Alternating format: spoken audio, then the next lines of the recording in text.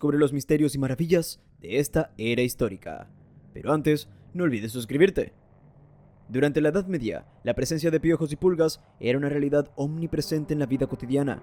Estos diminutos parásitos se hallaban en la ropa de cama e incluso en el pelo de las personas, afectando tanto a los aristócratas más ricos como a los monjes más devotos.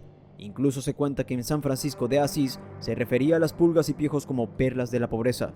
La lucha contra estos insectos era una tarea constante y vital para mantener ciertos niveles de higiene y bienestar.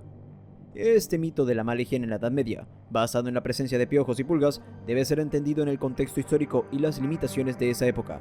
Aunque las condiciones sanitarias no eran comparables a las actuales, la población medieval no era indiferente a la necesidad de mantener ciertos niveles de limpieza y bienestar, y desarrollaron métodos y prácticas adaptadas a su realidad. En la Edad Media, las prácticas de higiene estaban muy condicionadas por las limitaciones tecnológicas y culturales de la época. Aunque existían baños públicos y privados en algunas ciudades y castillos, la disponibilidad de agua no era comparable a la actualidad, lo que dificultaba el baño diario. Esta escasez de agua llevó a la creencia de que bañarse con frecuencia podía ser perjudicial para la salud. En lugar de bañarse, se recurrían a técnicas alternativas como el frotado con paños húmedos y el uso de perfumes y hierbas aromáticas para enmascarar olores desagradables. La limpieza de la ropa también era un desafío. Aunque se lavaba con regularidad, los métodos y productos utilizados eran diferentes a los actuales.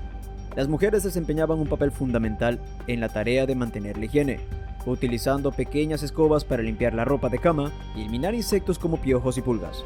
A pesar de las limitaciones, la población medieval no era indiferente a la importancia de la higiene y se esforzaba por mantener ciertos niveles de limpieza en un contexto histórico y cultural específico.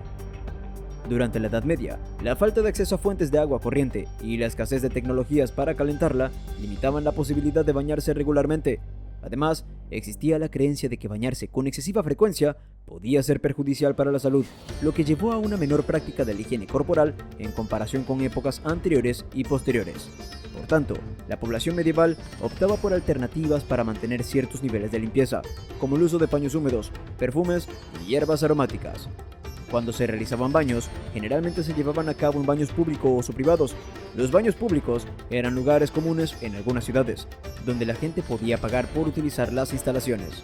Estos espacios contaban con áreas comunes y privadas donde se podían bañar. En el caso de los baños privados, eran más comunes entre la nobleza y se encontraban en castillos y mansiones. A pesar de las limitaciones, se buscaban soluciones para mantener una higiene aceptable en un contexto histórico en el que las condiciones sanitarias eran diferentes a las actuales. Si te está gustando este video, no olvides darle like. En la Edad Media, los métodos para el cuidado dental eran muy diferentes a los que conocemos en la actualidad. No se disponía de cepillos de dientes como los que utilizamos hoy en día. En su lugar, se recurría a técnicas más rudimentarias. Una de las prácticas comunes era el uso de pequeños palillos o ramitas de árbol para limpiar los dientes. Estas ramitas se conocían como palillos de dientes y se masticaban o se frotaban contra los dientes para eliminar restos de alimentos y placa. Además de los palillos, se empleaban algunas sustancias para mejorar la higiene bucal. Por ejemplo, se utilizaban mezclas de hierbas y especias con propiedades desinfectantes y aromáticas para refrescar el aliento y combatir el mal aliento. También se usaban enjuagues bucales a base de agua y mezclas de plantas medicinales. Aunque los métodos eran mucho más simples que los que empleamos en la actualidad, la población medieval valoraba la importancia de mantener una buena salud bucal dentro de las limitaciones y conocimientos de su época. En la Edad Media, el lavado del cabello se realizaba de manera menos frecuente que en la actualidad debido a la limitada disponibilidad de agua y a las creencias de la época. Para limpiar el pelo, las mujeres solían utilizar métodos naturales y simples. Uno de los procedimientos comunes era el uso de agua mezclada con ingredientes como hierbas y aceites esenciales, que aportaban fragancia y ayudaban a eliminar la suciedad y el exceso de grasa. Además, se empleaban peines y cepillos para desenredar el cabello y eliminar posibles impurezas. Otro método utilizado era el lavado en arroyos, ríos o fuentes, donde se disponía de agua en movimiento.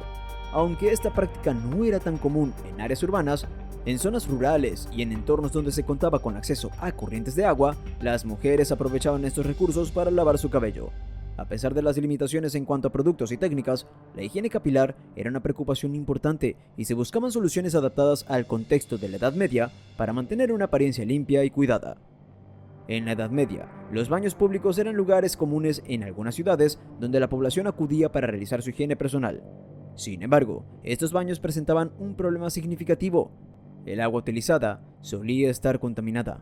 La razón principal de esta contaminación radicaba en la falta de sistemas efectivos de tratamiento de aguas residuales.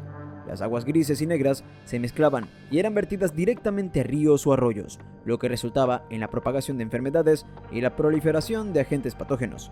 Esta situación contribuía a la propagación de enfermedades infecciosas en las poblaciones urbanas, ya que era una fuente potencial de contagio.